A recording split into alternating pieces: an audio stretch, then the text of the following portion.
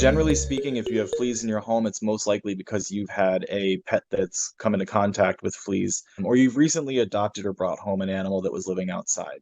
If this is the case, it's most important to look at your animal carefully. It doesn't necessarily require a vet visit, although many of the people that I've worked with in the past who have had a flea issue have immediately called their vet and set up an appointment.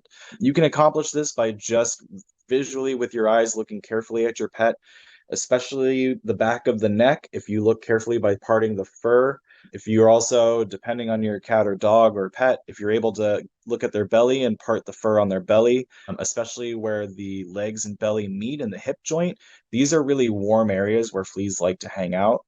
The number one way to resolve a flea issue is just by getting flea medication, applying it to your pet, combining that with a flea bath. I have cats myself, and I know that that can be much more difficult. And daily flea combing. Be prepared while combing to dispose of any fleas that you find, either throwing them into the sink drain or throwing them in the toilet. But pull the flea quickly and carefully from the comb and get it into a drain. Taking care of your pet this way, usually it'll take about a week or two to resolve the process, but it is possible to do so just using these three steps: medication, bathing, combing. If you're finding fleas around the home, daily vacuuming will also help with that.